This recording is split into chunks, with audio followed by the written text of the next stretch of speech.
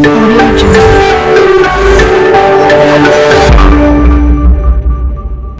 बच्चों, welcome to another video.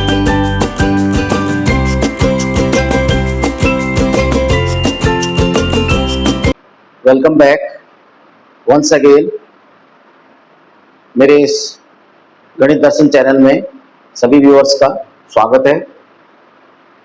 I hope आप अच्छे होंगे, स्वस्थ होंगे और मस्त होंगे और मेरे वीडियोस का अच्छी तरह से स्टडी कर रहे होंगे। चलिए, आज एक नए टॉपिक के साथ मैं आपके सामने आया हूं और क्योंकि हमने अभी तक क्लास 12th में आपको इंडेफिनिट इंटीग्रल कराए थे, अब आज मैं आपके सामने एक नया टॉपिक लेके आया हूं जिसे हम डेफिनिट इंटीग्रल कहेंगे, या हम ये कह सकते हैं कि इसको निश्चित समाकलन भी कह सकते हैं।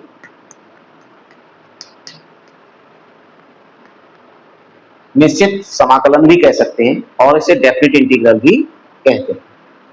तो अभी तक हमने कुछ इंडेफिनिट इंटीग्रल या अनिश्चित समाकलन पढ़े थे और कुछ विशिष्ट प्रकार के समाकलन हमने किए थे। कुछ पार्शियल फ्रैक्शन से रिलेटेड करे थे, कुछ स्पेशल करे थे। तो इस तरीके के हमने कई इंडेफिनिट इंटीग्रल अभी तक किए, लेकिन अब हम आज निश्चित समाकलन करेंगे, यानी डेफिनिट इंटीग्रल करेंगे। तो दोस्तों, डेफिनिट इंटीग्रल क्या है और इसकी आवश्यकता क्या है, इसको पढ़ना क्यों चाहिए, क्या जरूरत है इसको डेफिनिट इंटीग्रल को। जब हमने इंडेफिनिट पढ़ लिया है तो डेफिनिट पढ़ने की क्या आवश्यकता है, आइए इस पर डिस्कस करते हैं। तो सबसे पहले जो अनिश्चित समाकलन है, यानी जो डेफिनिट इंटीग्रल जो अनिश्चित समाकलन है, इंडेफिनिट इंटीग्रल है, ये इससे पहले आपको बहुत सारे कैलकुलेशन यहाँ पर मैंने आपको इंटीग्रल बताए थे। अब हमारे पास फंक्शन वही होंगे, बट हम अपने इस इंटीग्रल को हम कोई दो पॉइंट के बीच में इंटीग्रेट करेंगे, यानी हमारे पास एक लोअर लिमिट होगी और एक अपर लिमिट होगी, यानी हम अपनी सीमाओं को बांध देंगे। यानी हम किसी भी फंक्शन का अगर इंटीग्रल कर रहे हैं तो हम एक लिमिट के अंदर उसका इंटीग्रल करेंगे। यानी जो डेफिनिट इंटीग्रल है वो अपने आप में उसको इस तरीके से रिप्रेजेंट किया जाता है, f of x dx। ये उसका रिप्रेजेंटेशन है, जहां पे आपका a इसकी लोअर लिमिट है और b यहां पर इसकी अपर लिमिट है। यानी कहने का मतलब हमने इसको सीमा के अंदर बांध दिया है, एक हमने लिमिट बांध दी है कि भाई हम किसी भी अगर स्पेस का, किसी भी एरिया का, किसी भी वॉल्यूम का कोई भी स्पेस है हमारे पास, उसका यदि हमको सारे उस एरिया को इंटीग्रेट करके पूरे उसको एक फंक्शन के रूप में यदि हम स्पेसिफाई करते हैं और फिर हम उसे इंटीग्रेट कर देते हैं, तो इस प्रकार के इंटीग्रेशन को हम डेफिनिट इंटीग्रल कहते हैं। तो सबसे पहली बात तो आप ये समझेंगे कि डेफिनिट इंटीग्रल जो है एक प्रकार से आपका ये लोअर लिमिट और अपर लिमिट पर यदि हम किसी फंक्शन को क्या करते हैं, एक प्रकार से बाउंड कर देते हैं। यानी हम इसे दूसरी तरीके से ये भी कह सकते हैं कि क्लोज्ड इंटरवल के अंतर्गत हम यदि उसकी वैल्यू कैलकुलेट करते हैं तो हम उसे बोलते हैं डेफिनिट इंटीग्रल। तो मैं ये भी कह सकता हूं कि डेफिनिट इंटीग्रल एक प्रकार से एक डेफिनिट वैल्यू आपको देता है, यानी वो इंटीग्रेट करके देता है कि फाइनली उन पॉइंट के बीच में वो पूरा इंटीग्रेट होकर के टोटल वैल्यू कितनी देने वाला है। तो that is definite integral. Okay, तो इसलिए सबसे पहले आपको ये समझना जरूरी है कि डेफिनिट इंटीग्रल किसको कहते हैं। अब आपने जैसा कि इसकी जरूरत हमने महसूस इसलिए करी है क्योंकि हम जैसे किसी का एरिया निकालते हैं, किसी का वॉल्यूम निकालते हैं, डिफरेंट टाइप की एक्टिविटीज करते हैं फंक्शन के साथ में, या हमें कोई स्पेस दे रखा है, उस जगह को हमने इंटीग्रेट करके बताना कि टोटल इस एरिया कितना होगा या टोटल वॉल्यूम कितना होगा। तो वहां पर ये डेफिनिट इंटीग्रल आपको एक डेफिनिट वैल्यू देता है, एक निश्चित वैल्यू निकाल के देता है, यानी एक प्रकार से एक न्यूमेरिकल वैल्यू निकाल के देता है दो लिमिट के बीच। यानी जब हम उसे लिमिट में बांध देते हैं, अगर a को लोअर लिमिट मान लेते हैं और b को अपर लिमिट, यानी ये क्लोज्ड इंटरवल के मतलब इनसाइड इसको अगर हम क्या कर लेते हैं, इंटीग्रेट कर देते हैं फंक्शन को, ठीक है, विद रिस्पेक्ट टू x, तो we get a definite value. That definite value is also the process of definite integral. Okay, तो this is the definite integral. Now in this definite integral we use a fundamental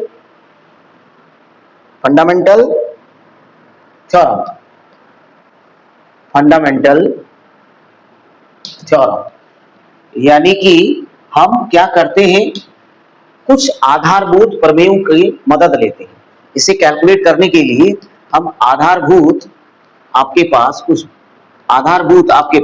क्या होते हैं, प्रमेय होते हैं, उनका प्रयोग आप इसमें करते हैं। ठीक है, जैसे इसके लिए हम एक एग्जांपल के तौर पर हम जिसका डेफिनेट इंटीग्रल निकालना चाह रहे हैं उसे ले लेते हैं। जैसे सपोज करो हम लेते हैं, हम इसमें एक फलन को यानी एक फंक्शन को डिफाइन करना चाहेंगे। जैसे वो आपका क्या है, हम मान लेते हैं वो आपके पास एक एरिया फंक्शन है। ठीक है, हमें मान लेते हैं कि वो एरिया फंक्शन है आपके पास, उसे हम कह रहे हैं यहां पे एरिया फंक्शन। ठीक है, एरिया फंक्शन कह रहे हैं। इस एरिया फंक्शन को यानी कि हम हिंदी में कहते हैं क्षेत्रफल फलन। ठीक है, हम इसको कैलकुलेट करना चाहते हैं, कोई एरिया कैलकुलेट करना चाहते हैं, तो हम इसे ऐसे समझ सकते हैं कि सपोज करो मान लिया जाए हमारे पास यहां से लेकर के यहां तक यानी ये ए है और ये बी है हमारे पास। ठीक है, अब हमने बाइंड कर दिया इसको। ठीक है, एक लिमिट बांध दी है, इसकी लोअर लिमिट ए है, अपर लिमिट बी है, और हमारे पास सपोज करो ये एरिया यहाँ पे आ रहा है, ये एरिया बन रहा है हमारे पास, यानी ये पॉइंट यहाँ पे आया है और ये पॉइंट यहाँ पे आया है, तो ये एरिया हमारे पास आ रहा है। तो हम लेट इसके अंदर कोई एक पॉइंट मान लेते हैं, सपोज एक्स मान लेते हैं। ठीक है, तो अब इसमें जो आपका ये फंक्शन है वो इस तरह से डिफाइन हो रहा है, और ये वाला जो एरिया आपका, यानी इसको अगर मैं डार्क से कर देता हूँ और इसको मैं ओपन छोड़ दे रहा, अभी मैं इसको सपोज करो इसको नहीं ले रहा हूँ। ठीक है, चलो यार ले रहा हूँ इसको, तो ये वाला जो एरिया आपके पास आ रहा है ये वाला, तो ये आपका ए ऑफ एक्स कहलाएगा। इसको हम एरियल फंक्शन बोलेंगे, यानी कि आपका क्षेत्रफल फलन कहलाएगा। ठीक है, तो इसको कैलकुलेट करने के लिए हम कैसे कैलकुलेट करेंगे, ये कैलकुलेट हो जाएगा आपका जब हम क्या करेंगे, ए टू बी लिखेंगे और एफ एक्स करेंगे और डी एक्स करेंगे। यानी इसकी लोअर लिमिट हम ए कर देंगे और अपर लिमिट बी कर देंगे, और फंक्शन को हम इंटीग्रेट कर देंगे और उसकी लिमिट अपर और लोअर में हम उसके बाउंड कर देंगे, उसको बांध देंगे, यानी उसकी वैल्यू जो मैक्सिमम होगी वो बी और मिनिमम होगी वो ए। इन दो पॉइंट्स के बीच में उसको बांध देंगे, वो उसके बीच में उसकी कैलकुलेशन कर देंगे, तो हमें उसकी एरिया मिल जाएगी। तो इसका जो भी एरिया आपको मान लीजिए सपोज करो आपको इतना करना है तो ये मिल जाएगा, इतना करना है तो ये मिल जाएगा, अगर ये पूरा करना है तो पूरा भी मिल जाएगा।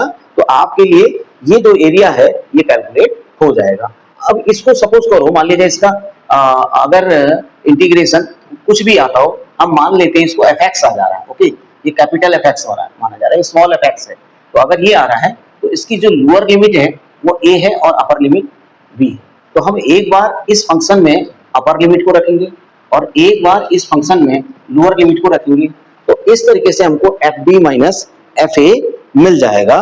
तो इसको हम कहते हैं अपनी, यानी कि जो फंडामेंटल थ्योरम है वो इसका ये है कि इसको अगर हम उसकी तरीके से समझना चाहते हैं तो एरियल फंक्शन के आधार पर समझना चाहते हैं तो ऐसे हम कैलकुलेट कर सकते हैं। उसको इंटीग्रेट कर देंगे, इंटीग्रेट करके मान लीजिए ये आ रहा है, तो और उसका जो अपर वैल्यू होगी वो ये होगी, इस वैल्यू को यहाँ पर पुट कर देंगे, कैलकुलेट कर देंगे, उसके बाद इस वैल्यू को यहाँ पर पुट कर देंगे, कैलकुलेट कर देंगे, सब्ट्रैक्ट कर देंगे, तो इस तरीके से हमको ये एरिया हमको मिल जाएगा। तो आई थिंक आप समझ गए होंगे कि डेफिनेट इंटीग्रल क्या होता है और इसकी आवश्यकता क्या पड़ रही है। अभी आप इसकी एप्लीकेशन के में जब इंटीग्रेशन का कई जगह आपको इस्तेमाल होता है, जैसे आप मान लीजिए डिस्टेंस निकालना चाहते हैं, ठीक है ना, या आप वेलोसिटी निकालते हैं, फाइनल वेलोसिटी निकालते हैं, डिस्टेंस निकालते हैं, है ना, तो इस तरीके से जब चीजें आप कैलकुलेट करते हैं फिजिक्स के अंदर, तो वहां पर आपको ये इंटीग्रेशन का ये वाला डेफिनेट इंटीग्रल वाला पार्ट आपका बहुत काम आता है, क्योंकि आपको डिस्टेंस जो है एक डेफिनेट निकालनी होती है, उसमें आपका मतलब एक इनडेफिनेट वैल्यू आपके पास नहीं होती है, वहां पर एक डेफिनेट वैल्यू होती है। तो इसलिए हम क्या करते हैं कि जो भी हमारी डिस्टेंस होती है उस डिस्टेंस को लोअर और अपर लिमिट में बांध देते हैं, तो उसके बीच जो आपको वैल्यू यानी जो अपर लिमिट को पुट करने से उस फंक्शन की वैल्यू वेरिएट हुई है और जो लोअर लिमिट को रखने से जो वेरिएट हुई है उसका डिफरेंस जो है आपको उसका इंटीग्रेशन मिल जाएगा, वो एरिया आपको मिल जाएगी, वो आपको जो भी चीज आप निकाल रहे हो कैलकुलेट होके आ जाएगा। चलिए आप किस तरीके से इसमें आपको दो थ्योरम, ये जो यानी कि जो फंडामेंटल थ्योरम है, इसमें दो थ्योरम किस तरीके से काम करते हैं। तो जैसे आपको एक तो मैंने आपको समझा ही दिया है कि थ्योरम नंबर 1 मान सकते हैं आप इसको, लेकिन अगर इसका दूसरा पार्ट भी अगर आप समझना चाह रहे हैं तो उसे भी समझ लिया जाता है। तो जैसे मान लिया जाए आपको हम कह देते हैं कि इसमें कह देते हैं इसका जो सेकंड फंडामेंटल थ्योरम है ये थोड़ा समझने का है। ये भी मैंने आपको ऐसे समझा दिया है, लोअर लिमिट और अपर लिमिट, यानी इसी में थ्योरम में ही मैंने आपको समझा दिया ये सब चीज। बस हम इसको थोड़ा सा कैलकुलेट करते हैं या इसकी वैल्यू निकालते हैं। तो कैसे इसकी वैल्यू निकालते हैं आइए देखते हैं। इसके कुछ पॉइंट आपको याद रखने हैं। जैसे आप कोई भी एक क्वेश्चन लेकर के हम इसको चलते हैं, ठीक है ना। कोई भी एक क्वेश्चन ले लेते हैं। सपोज करो मुझे एक डेफिनेट इंटीग्रल दिया हुआ है 2 to 3, ओके, और यहाँ पर दिया हुआ है x की पावर सपोज करो 2 दिया हुआ है, ओके, ये आपको दिया हुआ है या यहाँ पर कुछ भी दिया हुआ है। तो आप जानते हैं कि जो एज यूजुअल आप इंटीग्रेशन करते हैं तो आप वैसे ही करेंगे, इसमें कोई बड़ी बात नहीं है।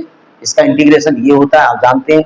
इसको आप क्लोज कर देंगे और ये लोअर लिमिट आप यहाँ लिखेंगे, अपर लिमिट आप यहाँ लिखेंगे। तो अब ये क्या कहता है, ये कहता है कि x की पावर 3/3 और पावर 2 to 3।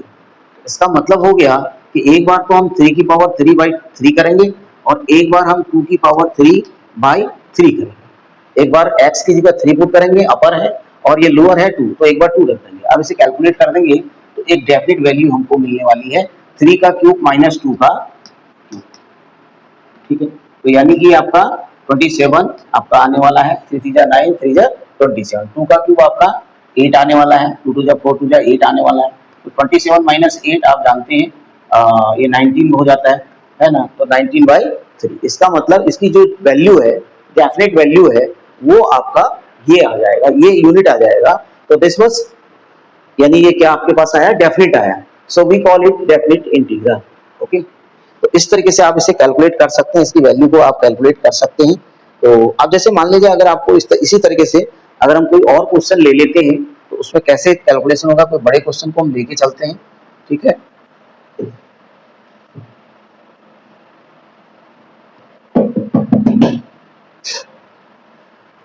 एक बड़े क्वेश्चन को हम लेके चलते हैं दोस्तों। इसमें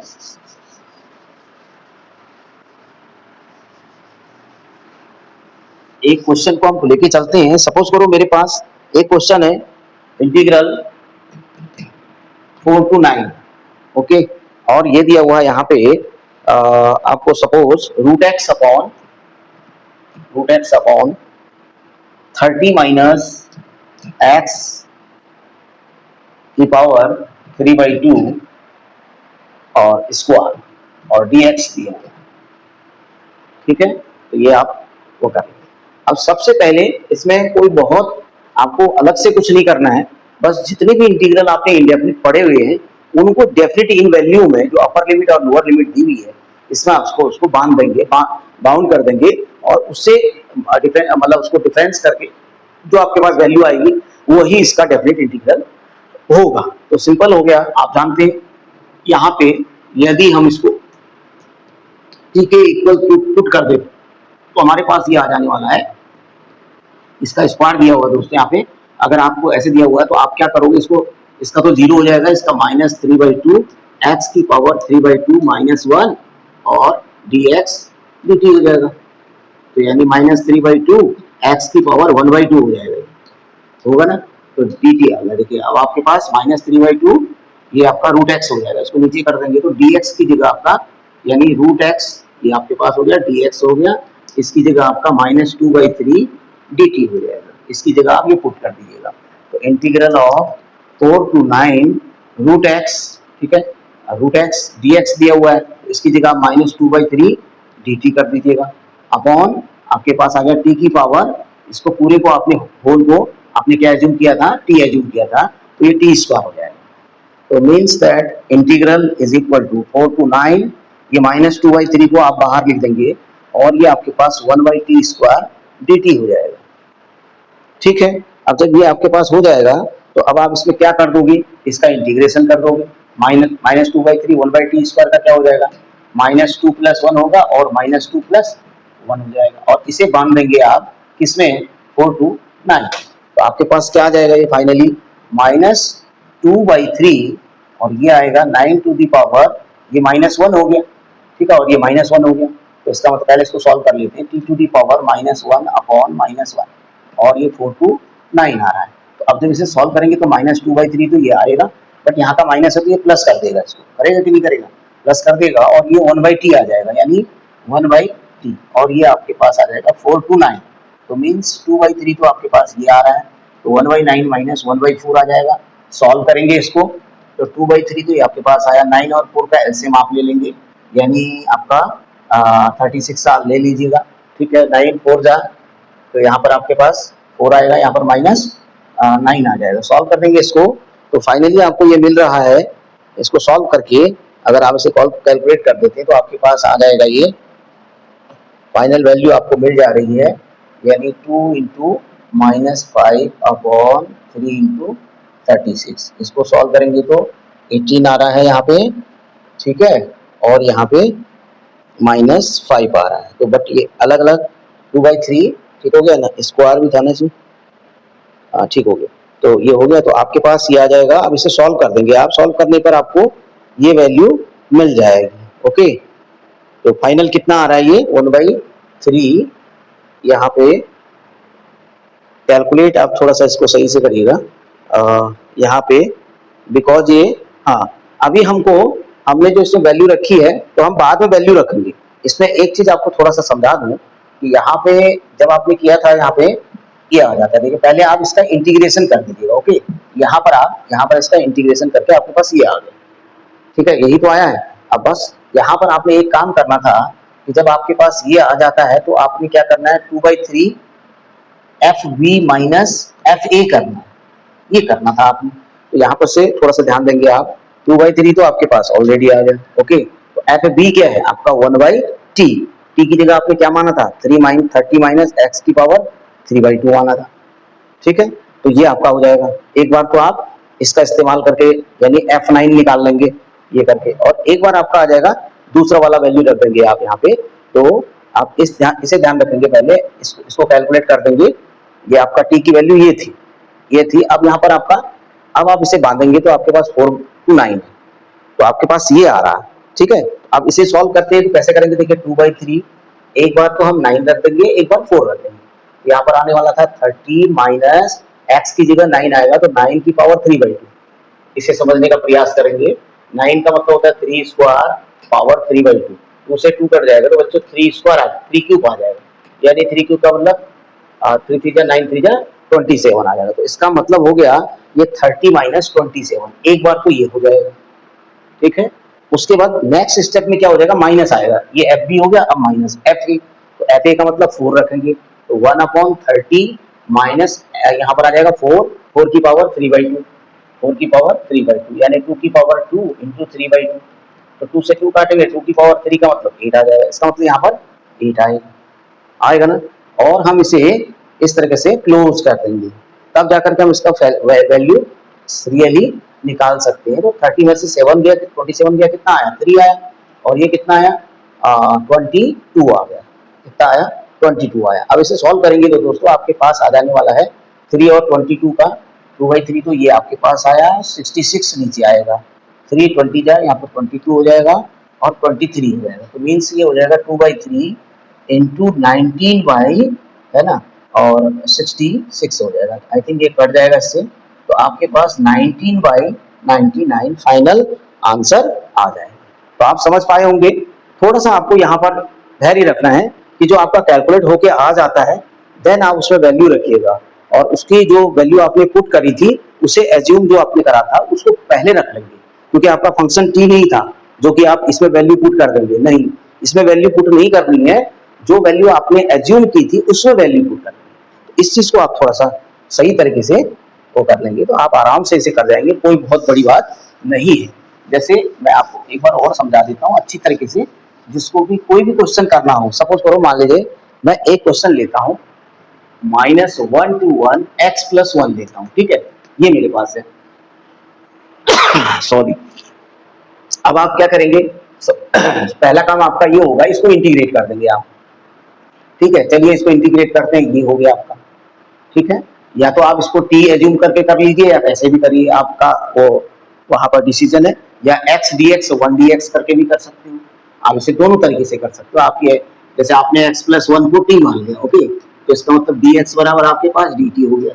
इसका मतलब ये तो आपका टी हो गया, ये डी टी हो गया, यही तो हुआ। अब आपके पास ये टी स्क्वायर बाई टू हो जाएगा और ये आपके पास माइनस वन टू वन हो जाएगा। अब इसमें नहीं रखना है आपने वैल्यू, बिकॉज आपका फंक्शन टी था ही नहीं, आपका फंक्शन तो एक्स का है, तो इसलिए आप यहाँ पर पहले एक्स प्लस वन पुट कर देंगे स्क्वायर बाई टू, और इसमें फिर आप माइनस वन टू वन रख देंगे।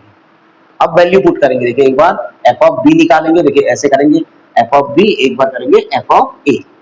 ठीक है, अपर लिमिट रखेंगे फिर लोअर लिमिट रखेंगे, तो इसकी वैल्यू रख दीजिए यहाँ पर। तो आपके पास आएगा वन प्लस वन का स्क्वायर बाई टू, और यहाँ पे आएगा माइनस वन रखेंगे तो minus one plus one by two का स्क्वायर, ये आपके पास टोटल आ जाएगा। तो ये आपके पास वन वन टू होता है, टू का स्क्वायर फोर होता है, फोर बाई टू तो ये आ गया आपके पास, बट ये जीरो आ गया आपका, तो जीरो बाई टू जीरो होता है, उसका स्क्वायर भी जीरो होगा, इसका मतलब ये जीरो हो जाएगा। तो फाइनली आपको टू दे देगा, तो एक डेफिनेट वैल्यू आपको दे दे रहा है, सो ये डेफिनेट इंटीग्रल है। तो इस तरीके से आप यहाँ पर थोड़ा सा पेशेंस रखेंगे, आप इसकी वैल्यू को पुट करके उसके बाद उसमें लिमिट को पुट करेंगे, अपर लिमिट और लोअर लिमिट जो आपने एक क्लोज्ड इंटरवल बनाया हुआ है उसी को आप पुट कर देंगे, तो आपका कैलकुलेट हो जाएगा। चलिए आगे करते हैं, आगे कुछ बड़े क्वेश्चन हम ले लेते हैं इसमें, जो हमने इंडेफिनिट इंटीग्रल में करे हुए थे। जैसे हम सपोज करो एक क्वेश्चन ले लेते हैं, यहाँ पे एक बड़ा क्वेश्चन ले लेते हैं, integral of one to two, okay, और इसको कर देते हैं x d x upon x plus one into x plus two. ठीक है दोस्तों, ये आपके पास क्वेश्चन। तो अब आपको पहले ये सोचना होगा, क्योंकि आपको जो सारे इंडेफिनिट इंटीग्रल आप इससे पहले बताए हैं उन सबको ही यहाँ पर अप्लाई करना है, कोई नई बात नहीं है। ठीक है, अब थोड़े से इसमें जो आपके इनके जो प्रॉपर्टीज आएंगी, डेफिनिट इंटीग्रल की कुछ प्रॉपर्टीज होंगी, उससे हमारे कैलकुलेशन थोड़ा इजी हो जाते हैं, तो उनका इस्तेमाल हम करते हैं डेफिनिट इंटीग्रल में, वो आपको आगे बताऊंगा। तो पहले आपको इस तरह की जो वैल्यूज आपको डेफिनिट वैल्यूज आपको निकालनी है, जो इंडेफिनिट इंटीग्रल है उनकी मदद से, तो डेफिनिट वैल्यू आपको निकालनी है। तो वो कैसे किया जाता है ये आप जानते हैं, पुराने क्वेश्चंस में आपने सब सीखा हुआ है। जैसे दोस्तों यहाँ पर देखिएगा, ये नीचे एक्स प्लस वन है, एक्स प्लस टू है, तो यानी कि ये क्वाड्रेटिक इक्वेशन देने वाली है मल्टीप्लाई करने के बाद, और यहाँ पर पावर वन है, तो आपने पढ़ा था कि भाई नीचे आपका पावर ज्यादा होना चाहिए, ऊपर पावर कम होना चाहिए। अगर इक्वल है तो भी नहीं होगा, अगर ज्यादा है तो भी नहीं होगा, तो यानी कि ये भी आप ध्यान रखेंगे। तो इसलिए अब यहाँ पर पार्शियल फ्रैक्शन में हमको उसको डिवाइड करना होगा, तो ये कहाँ से आया है ये आपके दिमाग में आ जाना चाहिए, क्योंकि आपको मल्टीप्लाई में दिया हुआ है, तो इसका मतलब दो फैक्टर दिए हुए हैं, तो यानी कि अगर हम इसको a by x plus one लिख दें और इसको b by x plus to लिख दें, तो यहाँ से हमारा ये कैलकुलेट हो जाएगा। तो देखिए पहले हम क्या करेंगे, x upon x plus one करेंगे और यहाँ पे x प्लस टू कर देंगे, और यहाँ पे लिखेंगे a upon x plus one plus b upon x plus. ये पार्शियल फ्रैक्शन में मैंने आपको बताया भी था, और स्पेशली आप इस चैप्टर को पढ़िएगा तो उसमें आपको आ जाएगा ये सब चीज़ें, बाकी मैंने आपको डिटेल में किया हुआ है इसमें। तो आप ध्यान देंगे कि जब भी ये फंक्शन इस तरीके का होता है, चाहे वो इसको यहाँ पर स्क्वायर भी हो सकता है, आप ये ध्यान रखिएगा, यहाँ पर कोई क्वाड्रेटिक इक्वेशन भी हो सकती है, वो सब मैंने आपको बता रखा है कि यहाँ पर क्या एज्यूम करना है, यहाँ पर क्या एज्यूम करना है। तो इस तरीके से ये आपका हो गया। अब आप इसे सॉल्व कीजिएगा, तो आपके पास ये आने वाला है a into x plus to, बहुत सिंपल है, इसको मल्टीप्लाई करिए, फिर b into x plus one, ठीक है कि नहीं, और यहाँ पर x प्लस वन और x प्लस टू हो जाएगा। और आपको पता है कि ये तो आपका वैसा ही रहने वाला है, ठीक है, इसको वैसे ही लिख दिया जाएगा। अब दोस्तों क्या होने वाला है, ये और ये और ये और ये तो आपका सेम है, तो जब ये इधर उधर जाएगा तो मल्टीप्लाई होता है, डिवाइड हो जाएगा, कट जाएगा, तो आपके पास x इज इक्वल टू आपके पास a into x plus to रहेगा और b into x plus one रहेगा। ओके, तो अब यहाँ से आप थोड़ा सा इसको और सॉल्व करते हैं, ax प्लस बी एक्स, ठीक है, तो a प्लस बी ब्रैकेट में डाल देते हैं और x बाहर कर देते हैं, सेम आएगा, तो आप पहले का सॉल्व कर लीजिएगा। और दूसरा टर्म आपके पास आने वाला है 2a प्लस b बन जाए b हो जाएगा, ये आपके पास दूसरा टर्म हो जाएगा। अब now comparing the coefficients of x and the constant value, तो constant is here 0, but a plus b is equal to how much 1, because here is 1. So 2a plus then 2a plus b is equal to 0. ये भी हो सकता है, ये इसके equal हो सकता है। तो यहाँ से a plus b is equal to आप 1 कह रहे हैं, तो इसका मतलब कोई भी वैल्यू कहीं से निकालिए, दूसरी जगह पुट कर दीजिएगा। जैसे आपने a की वैल्यू 1 माइनस बी कर दी, ओके, यहाँ पर पुट कर दीजिएगा 2 इंटू 1 माइनस बी और plus b is equal to 0 है आपके पास।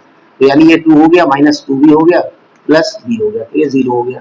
माइनस 2 भी में से बी जाता तो माइनस बी आएगा, और ये उस साइड जाएगा तो माइनस 2 हो जाएगा, तो बी इज इक्वल टू आपका 2 हो गया। अगर बी आपके पास 2 हो गया तो ए इसका मतलब 1 माइनस 2 होने वाला है, तो ए का मतलब माइनस 1 हो जाएगा। तो अब आपको ए और बी कैलकुलेट मिल गए हैं, तो यहाँ पर पुट कर दीजिएगा आप।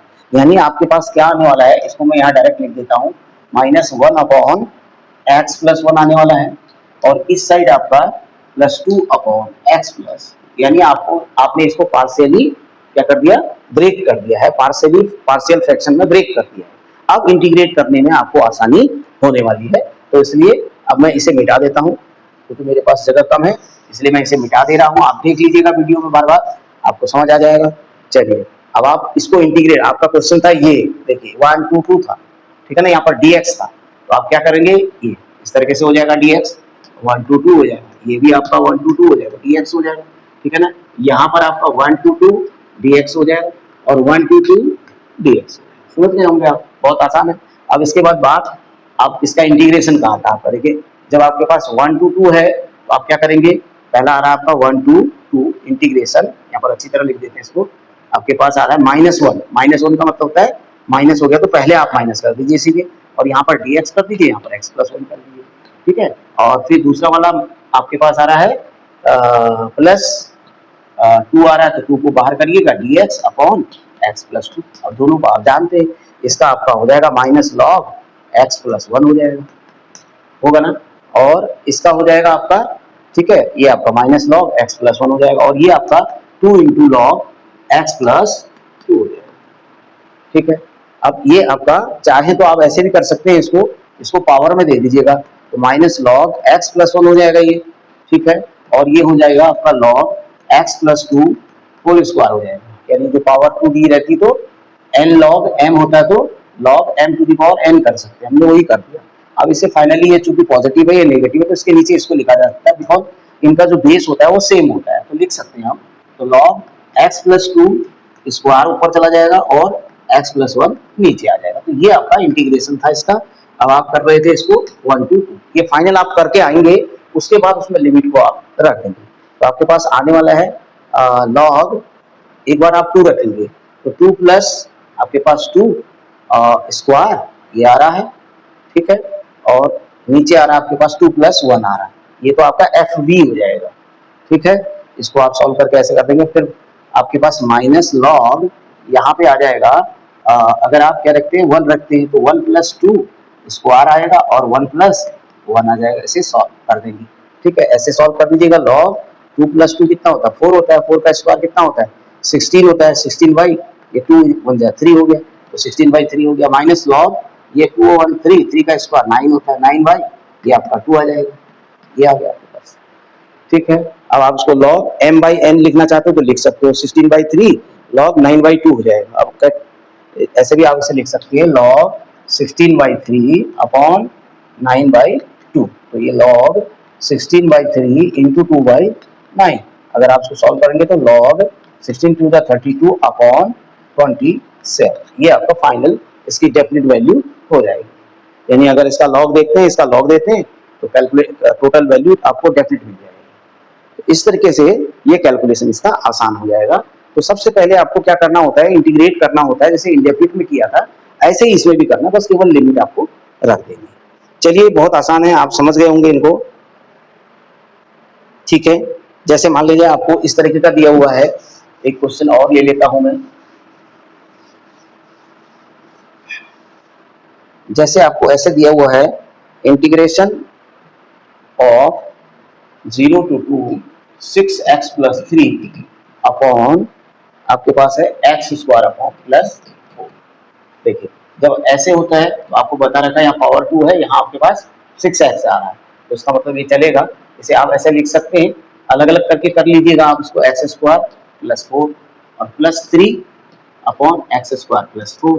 इसको इंटीग्रेट अलग कर दीजिए, इसको अलग कर दीजिए dx, इसको dx कर दीजिएगा, इसको 6 बाहर ले लीजिएगा, तो ये आपका 0 to 2 ये आपका x dx आ जाएगा और ये एक्स स्क्वायर प्लस 4 आ जाएगा। ठीक है, और ये आपका इंटीग्रेशन 3 बाहर ले लीजिए, 1 upon x square plus 2 square आ जाएगा और dx आ जाएगा। अब आप सब पता है आपको, अगर आप इसको t मानते हैं तो आपका क्या आने वाला है, ये 2x आने वाला है, ये dx आ जाएगा, इज इक्वल टू dt आ जाएगा, यानी x dx की जगह आप dt बाई 2 रख देंगे, तो इसका मतलब आपके पास 6/2 आ जाएगा। यहाँ पे 0 to 2 आएगा तो ये dt हो जाएगा आपके पास। अब आपके पास ये क्या हो गया, एक्स स्क्वायर प्लस 4 t हो जाएगा, और इसे आप फार्मूले पे फिट कर देंगे। आपका x 1 upon x square plus a square का फार्मूला आप लगा देंगे, वो फार्मूला इसमें अप्लाई कर देंगे दोस्तों, तो आपका आसानी से ये हो जाएगा। देखिए 1 upon x square plus 2 square ये dx है। देखिए इसमें एक्स स्क्वायर ये वाला फार्मूला आप लगा देंगे, x square plus a square dx वाला।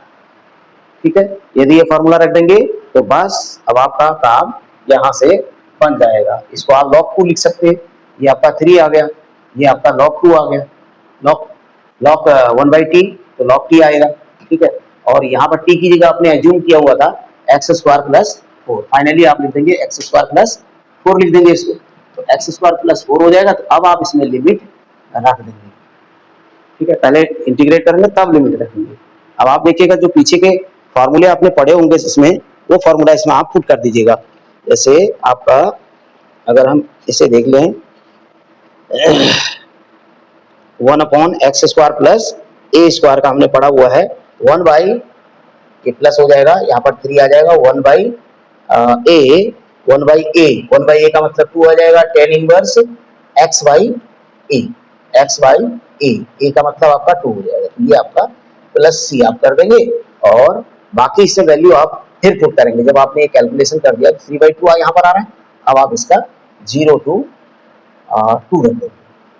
ओके, अब आप जब करेंगे तो इसको क्या आएगा, ये आपके पास आ जाएगा 3 लॉग आएगा इस पे। ठीक है ना, एक बार लॉग आएगा ब्रैकेट लगा देंगे, लॉग आएगा तो 2 स्क्वायर प्लस 4 हो जाएगा, ये यानी 4 प्लस 4 8 हो जाएगा। चाहो तो इसको 2 का क्यूब कर दो, 3 आगे लेके आ सकते हो आप। ठीक है, माइनस ये आपका आएगा 0 रखोगे तो 0 स्क्वायर 0 होता है, प्लस 4 तो लॉग 4 आ जाएगा, यानी 8/4 हो जाएगा फाइनली। ठीक है, सिमिलरली यहाँ पर 3/2 कर देंगे, और ये टेन इनवर्स आपके पास आ जाएगा। एक बार तो आप 2/2 रखेंगे तो 1 आ जाएगा, एक बार आप 0/2 रखेंगे तो माइनस टेन इनवर्स 0 आ जाएगा। बस अब आप इसको सॉल्व कर देंगे, 3 log 8/4 हो जाएगा, ये 4 2 जा काट सकते हैं आप इसको, तो log 2 हो जाएगा, और ये आपके पास 3/2 आएगा, टेन इनवर्स 1 कितना होता है 5/4 होता है।